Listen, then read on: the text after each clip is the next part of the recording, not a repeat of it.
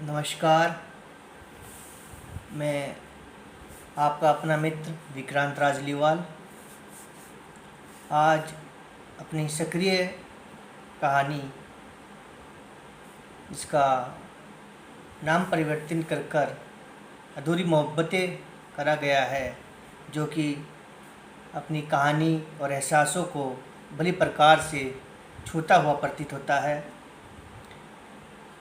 कि 15वें एपिसोड के साथ आप सभी साहित्य प्रेमियों के बीच में उपस्थित हुआ हूँ और ऐसी उम्मीद करता हूँ कि आपको यह कहानी अवश्य ही पसंद आ रही है, समझ आ रही है और कहानी का पहला अध्याय अधूरे अल्फाज के अनकहे एहसास भी आप तक अवश्य ही पहुँच पा रहे हैं।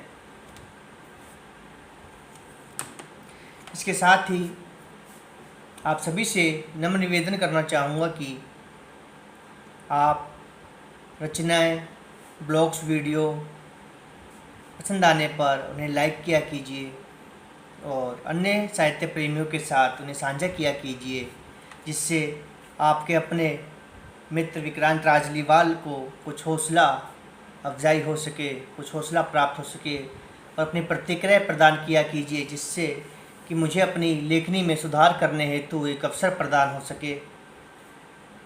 इसके साथ ही जिन भी शुभचिंतकों, साहित्य प्रेमियों, महानुभव आदरणीयों ने अभी तक चैनल को सब्सक्राइब नहीं किया है तो कृपया अभी सब्सक्राइब कीजिए और अपना असीम प्रेम और मोहब्बत आपके अपने मित्र विक्रांत राजलीवाल की साधारण सी कलम और साधारण से शब्दों को प्रदान कीजिए।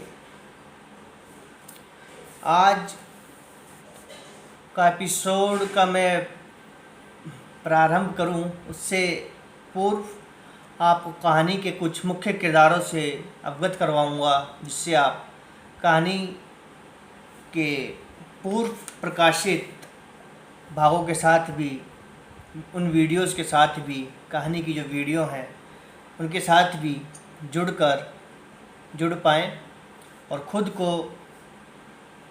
कहानी के और अधिक समीप महसूस कर पाएँ।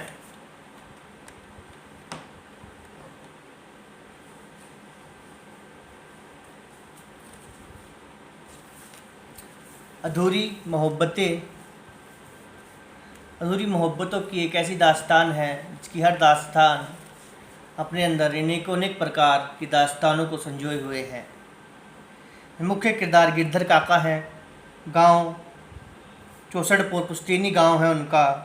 सहायक पात्र चाय वाला, बंसीलाल, टांगे वाला, बिमला देवी गिरधर काका की पत्नी है। नट्टू परालो सहेली है उनकी। वकील मोतीहर पांडे गिरधर काका का वकील है। झुम्मन लाल छलिया गिरधर काका का पुत्र है। कांता गिरधर काका की बड़ी पुत्री। शीला गिरधर काका की 16 वर्षीय कमसीन कन्या और सराव जी उनके गांव पुश्तैनी गांव चौसठपुर के मुखिया हैं। सरजू गिरधर काका का बचपन का मित्र है। जिस दौरान वे अपने गांव जाते हैं तो वहाँ क्या दृश्य उनको देखने को मिलते हैं, क्या माहौल होता है, वह सब पूर्व प्रकाशित वीडियोज़ में है। द्राव दरिया चौसठपुर की एक विशालकाय दरिया है।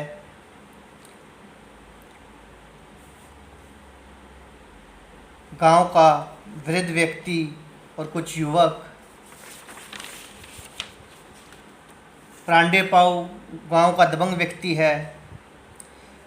इसी कहानी के अंतर्गत पहला अध्याय अधूरे अल्फाज में सुरजीत, काकू, बिरजू उर्फ प्यारे यानी प्रेम पुजारी, जो कहानी का एक मुख्य पात्र है, के मित्र हैं।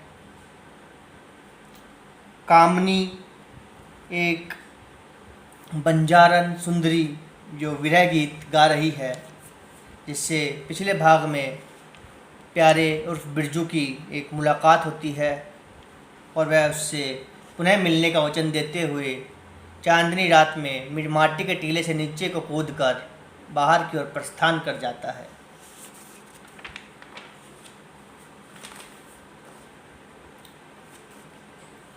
आज अधूरी मोहब्बतों की एक दास्तान भाग 15 का मैं आगाज़ करता हूँ अपने चंद नए शेर के साथ। सुनिएगा और दाद दीजिएगा। नया शेर अर्ज है कि ख्याल दिल रुबा का सताता है लम्हा लम्हा, चांदनी सा बदन वो रात चांदनी, दूध सा नहाया वो बदन। चला आया दीवाना यूं है जो तन्हा छोड़, रुक गया है धड़कता दिल मेरा, धड़कती हर धड़कन।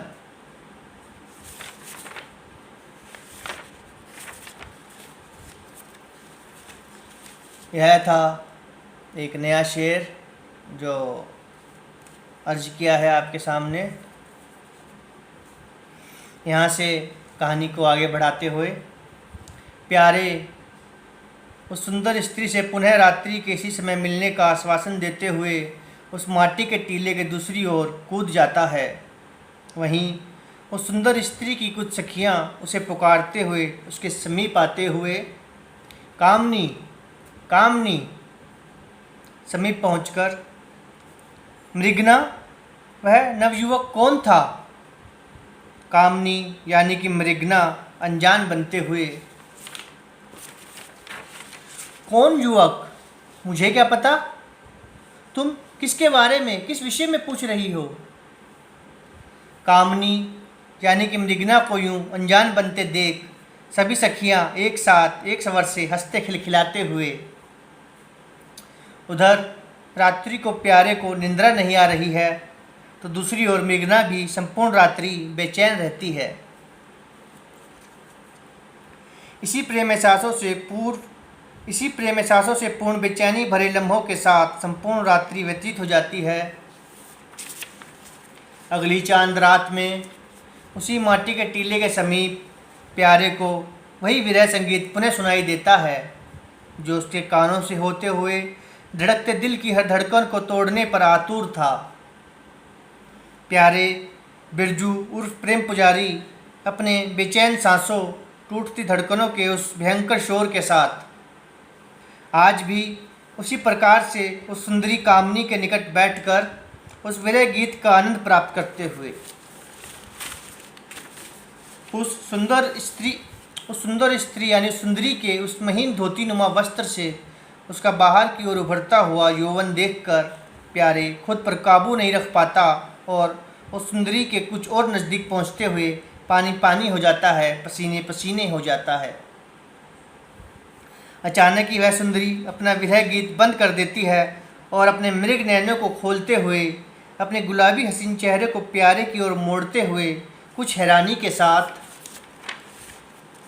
कामनी हैरानी के साथ मासूमियत भरे सवरों से, अच्छा तो कल तुम ही थे जिसके विषय में मेरी वह पागल सखियाँ वार्तालाप कर रही थी?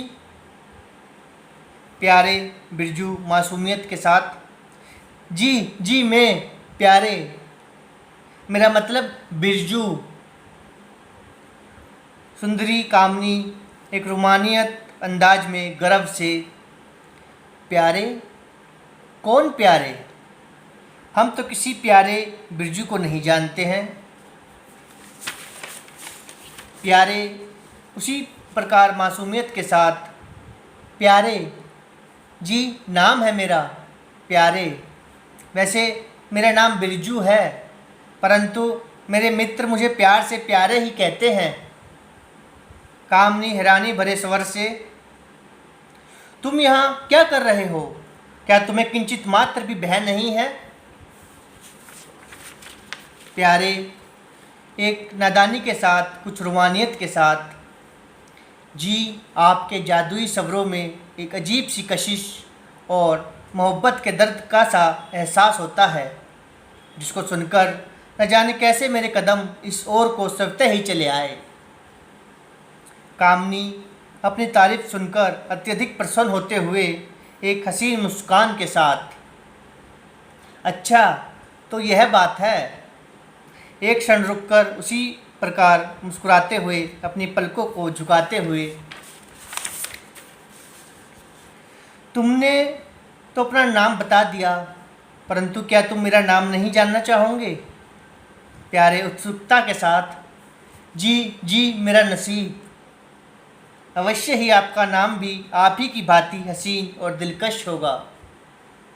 कामनी पुनः कुछ शर्माते हुए एक नजाकत के साथ, तुम अत्यंत ही वीर और समझदार हो नवयुवक।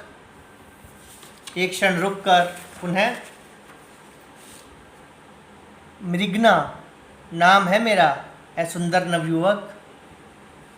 प्यारे कुछ हैरान होते हुए, परंतु कल रात्रि को आपकी सखियां आपको कामनी कहकर संबोधित कर रही थी। कामनी मृगना उसी प्रकार नजाकत से मुस्कुराते हुए, वह मेरा प्यार का नाम है, जिससे मेरी सखियां और दिल के नज़दीक के व्यक्ति ही मुझे संबोधित कर सकते हैं।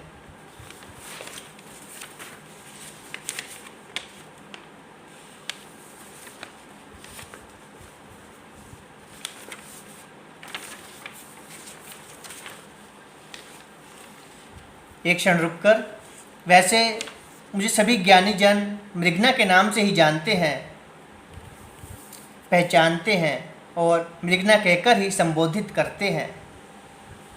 प्यारे रोमानियत के साथ कामनी मृगना के थोड़ा नज़दीक जाते हुए, तो मुझे आपको किस नाम से संबोधित करना चाहिए? कामनी मृगना अपने नशीले नयनों से प्यारे की आंखों में प्रेम पूर्वक देखते हुए, कामनी। शेष अगले क्रम में। यह था अधूरी मोहब्बतों की एक दास्तान भाग 15। और ऐसी उम्मीद है कि आपको यह भाग 15 अवश्य पसंद आया होगा। साथ ही जो एक नया शेर से आगाज़ किया है, वह शेर भी आपको कहानी से भली प्रकार से जोड़ने में खुद को सक्षम कर पाएगा। जल्द ही अधूरी मोहब्बतों की एक दास्तान पहला अध्याय अधूरे अल्फाज के आगामी भागों को आपके लिए अपलोड किया जाएगा। इसके साथ ही जो अन्य सक्रिय ब्लॉग है, एहसास, एक सत्य भावना के काव्य शायरी ब्लॉग्स, उनकी वीडियोस को भी आपके लिए अपलोड करा जाएगा। साथ ही एक नया ब्लॉग, एक ख्वाब, दिल की धड़कनों का टूट जाना ना, के ब्लॉग शायरी वीडियोस को भी आपके लिए अपलोड करने का विचार बना रहा हूं।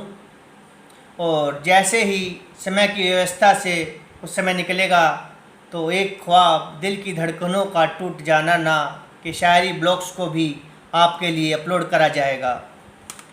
इसके साथ ही यदि आपको आपके मित्र विक्रांत राजलीवाल की रचनाएं, स्वर पसंद आ रहे हैं, तो कृपया लाइक किया कीजिए वीडियोस को, अन्य मित्रजनों के साथ शेयर किया कीजिए। जिन भी व्यूवर्स ने अभी तक चैनल को सब्सक्राइब नहीं किया है, उनसे नम्र निवेदन करता हूं कि कृपया अभी चैनल को सब्सक्राइब कर अपने मित्र विक्रांत राजलीवाल को अपना असीम प्रेम और आशीर्वाद प्रदान कीजिए। धन्यवाद।